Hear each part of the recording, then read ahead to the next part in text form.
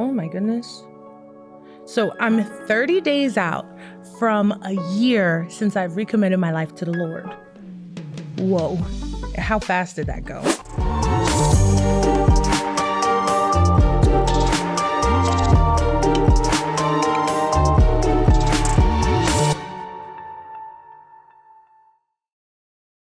I got out of rehab around May 25th of 2022, and Memorial Day is on the 30th.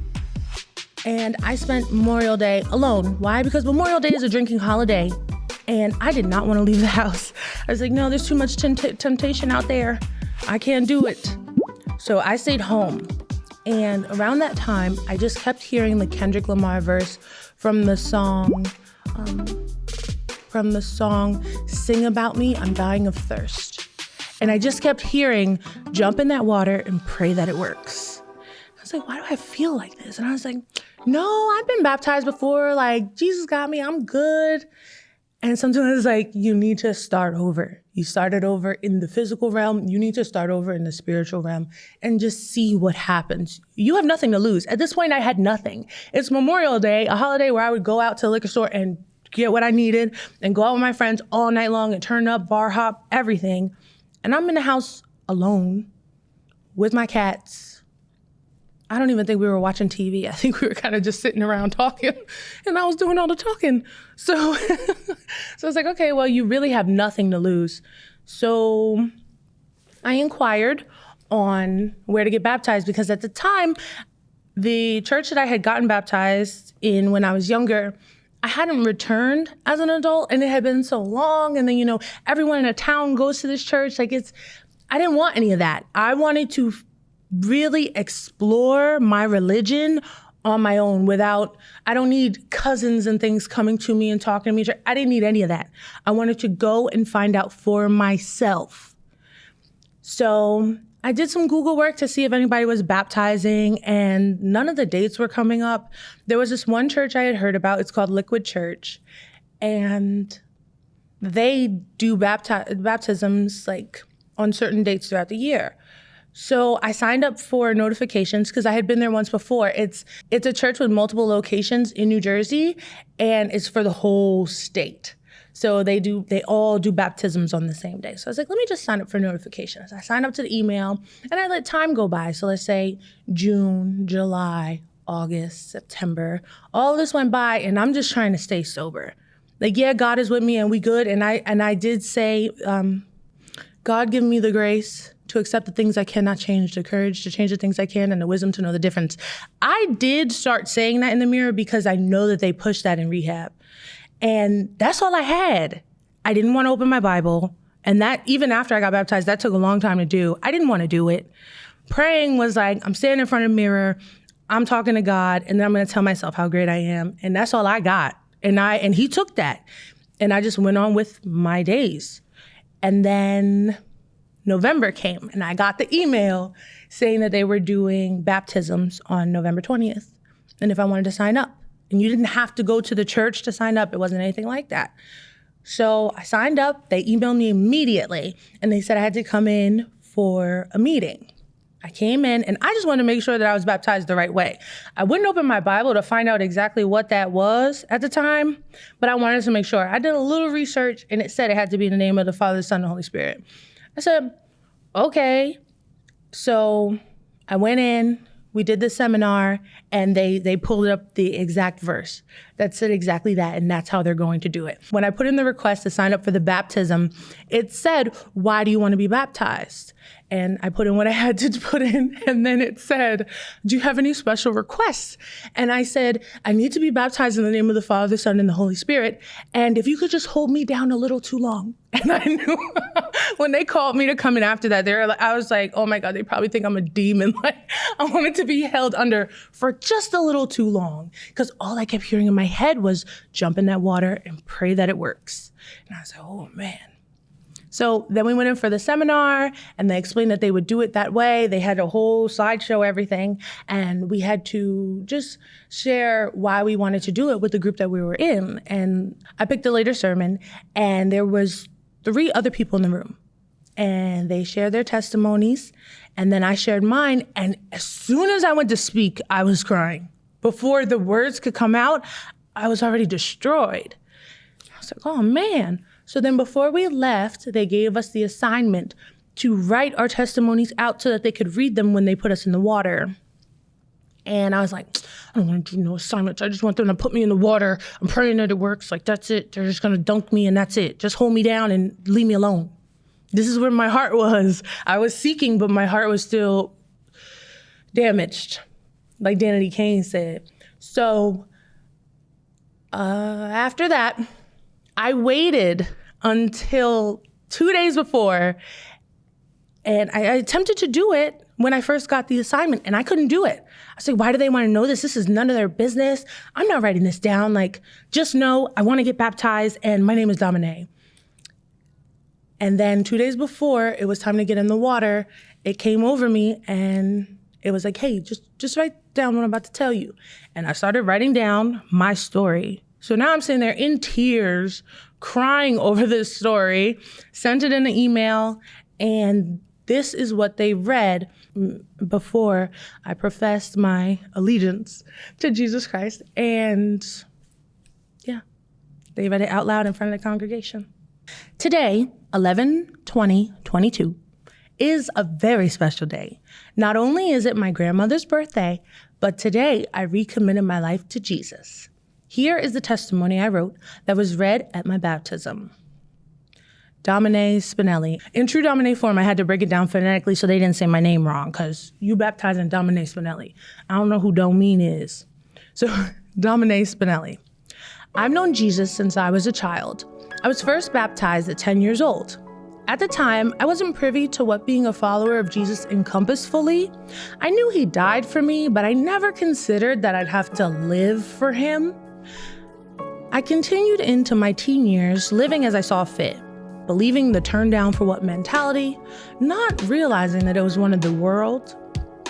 I knew Jesus was continually by my side, but something inside of me had been broken for longer than I'd like to admit. At the time, I wasn't accountable enough to realize how far away I had strayed, so far that I had even forgotten that I could make a change.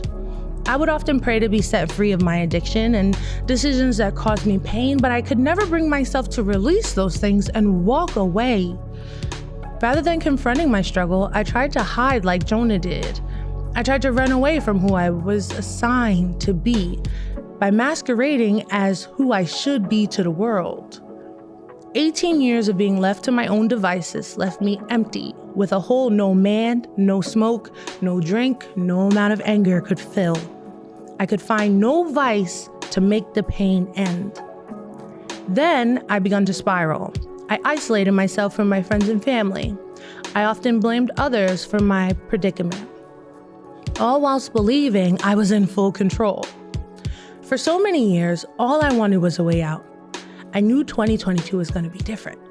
At the start of the year, I asked for freedom. Initially, it just meant financial freedom, but as I thought on it some more, I acknowledged that I wanted freedom from my addictions, freedom to be untethered of all coping mechanisms that once brought me comfort. One typical weekend in February, with my head in the toilet, crying out for God to make the pain stop, I heard him say, "If you want to be who we know you are, you have to get clean." At the time, I agreed. Anything to make the puking stop. Anything to get me off that bathroom floor and into my bed for the night. I went back to my ways shortly after, but the conversation stuck with me.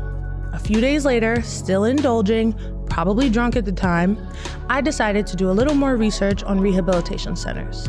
After many Google searches, something told me to go on TikTok and try a hashtag. After scrolling for a while, I found a young lady's rehabilitation review that changed everything. I did some research, called the number, spoke to a liaison, and from there, God took over. 5 weeks later, I was on a flight to the beautiful rehabilitation retreat, paid for by my insurance, and my life hasn't been the same ever since. Not only have I been released from my addiction, but I received help on some situations that led me to that place. I am over 200 days rehabilitated of alcohol and marijuana, and even gone so far as to stop smoking tobacco. I have been set free, and only God could have done something like this in my life. I am so grateful to be free of the things that once held me in bondage. I prayed years for exactly what I have in this moment. It's truly unbelievable because those things held me captive for a long time. I began to believe this couldn't happen for me, even so far as to believe I wasn't worthy of it happening to me. But I got it. I give God all the glory for this occurrence, and that is what has brought me to the water. I am forever indebted for the freedom that I have now, so I give myself, once again, to the one that did that for me, this time as an adult that understands the downfalls of choosing the pleasures of the world. I want others to know that it is possible. Giving up your perceived power for the most powerful is the most powerful thing any of us can do. This will be done in my life from here on. Hallelujah. Oh man. Reading it back, I don't know why I'm crying, to be honest. I have no idea. Reading it just moves me. I don't know. I'm not sure. I'm proud. I'm definitely proud, and maybe I just don't give myself enough credit for being so proud. And to even think that it's been almost 365 days, it's been 335 days. To even think that is like, whoa. Yeah, maybe I just don't give myself enough credit for what I did, but I'm just so glad that I had that inkling to do it. You know, and if you've done it before and you think that that's fine, that that's enough, okay. But I just kept hearing Kendrick Lamar. I just kept hearing it over and over from May till November. And it worked itself out. When I did the initial search, nothing came up. It's just like with the rehab situation. When I did the initial search, nothing came up, nothing worked. But And I even got it tattooed on my skin, the word seek. The word seek comes up in the Bible like over like 70 times. And I can't tell you exactly how many because I'm still working. I finally started opening it. But the passage that sticks out to me is seek ye first the kingdom of heaven and all of its righteousness, and all of these things will be added unto you.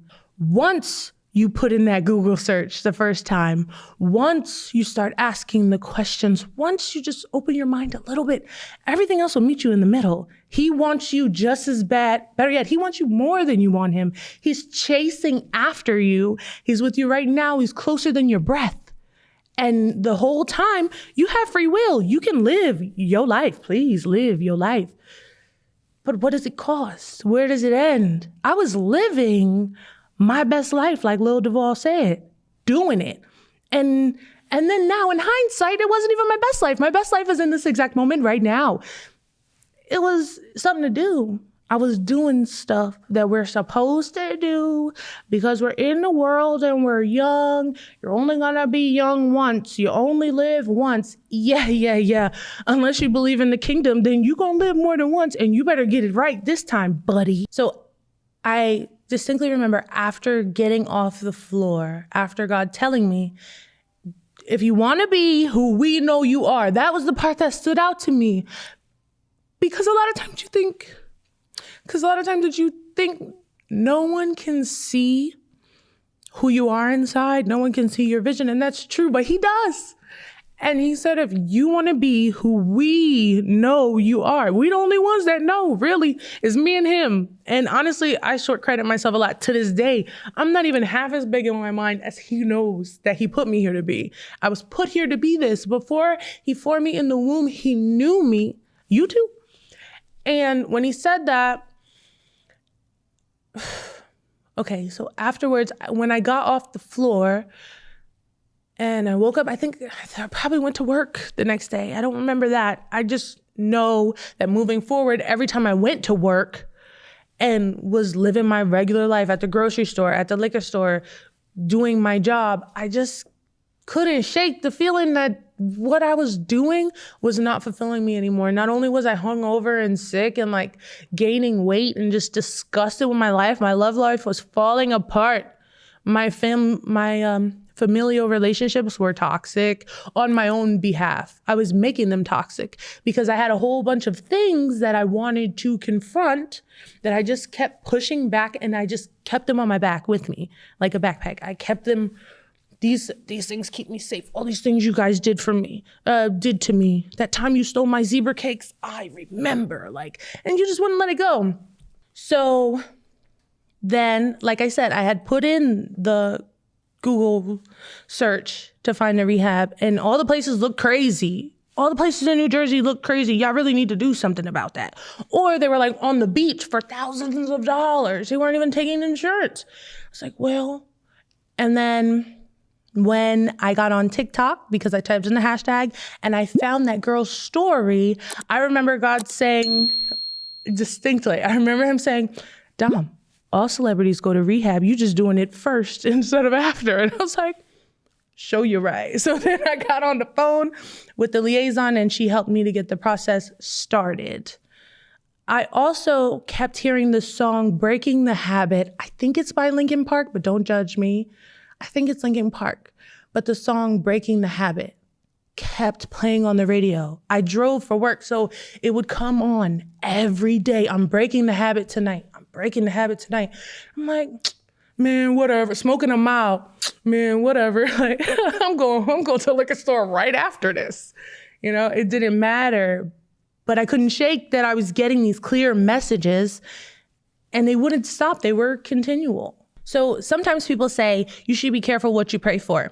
And I do believe that in terms of patience. I'm not praying for patience no more, okay? Because when you pray for patience, you got to wait. I don't like waiting. I pray to be content and happy in the time that I wait, but I don't pray for patience anymore. As far as me praying to be sober, that was one of those things that went exactly how I needed it to go.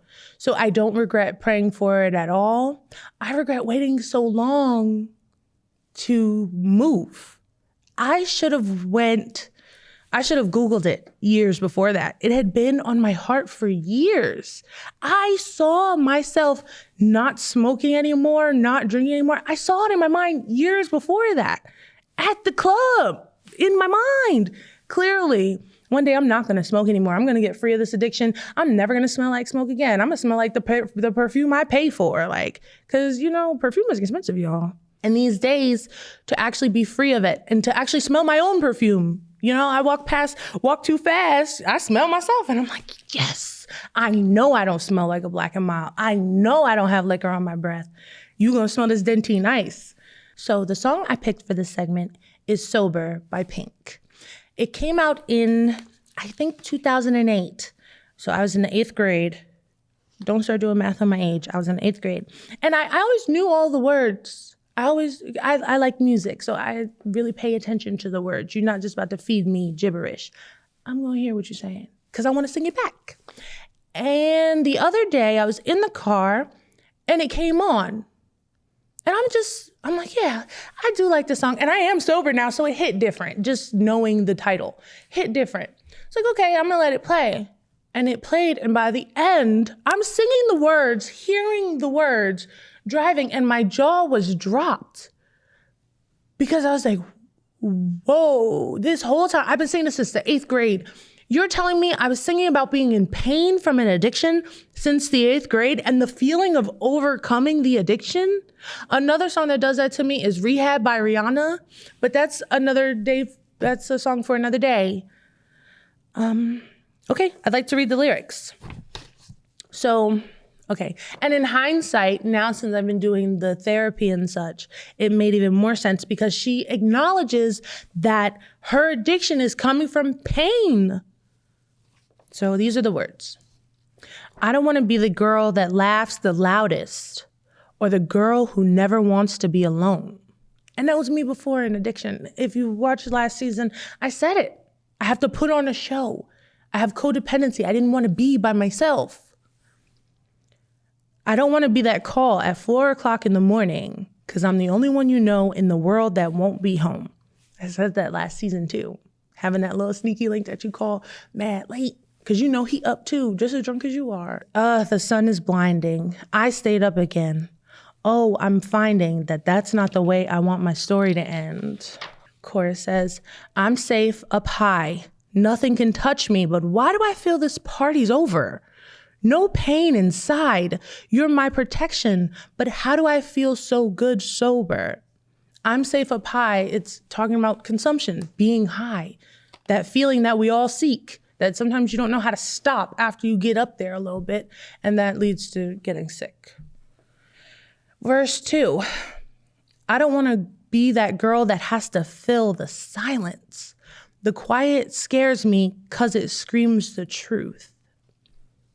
Please don't tell me that we had this conversation. I know we did, because I won't remember. Save your breath, because what's the use? And I spoke about that too, about how I would have conversations with people and have no idea. To this day, I've had some phone calls, I've sent some text messages that I have no recollection of whatsoever. And if you watch that episode on The Breakfast Club, it's more recent with Tyrese speaking to Charlamagne and Envy about all those videos that went viral of him like crying and such. He talks about how he was on pills to where he was calling people and posting these videos. He has no recollection of it. To this day, he doesn't remember. He says it wasn't him. He acknowledges that his body did it, but his inside was not there. It was just blank, making calls and doing stuff to feel a feeling. Now, even though I don't know, I think he said he didn't have an addiction, but okay. I don't want to be that girl that has to fill the silence. The quiet scares me because it screams the truth. On Genius, it says, in silence, one's thoughts and ultimately reality come back to the surface. So if you have ever had those days after a bender, and you can't drink because your body won't let you, because you're going to be sick. You probably can't eat either. And you're just stuck in the bed. And you're saying to yourself, why did I do this again? Why am I going through this again? That's what you do first. First, you beat yourself up about it. Hopefully, then you move on to the step where you tell yourself you're going to be okay and you're going to get up.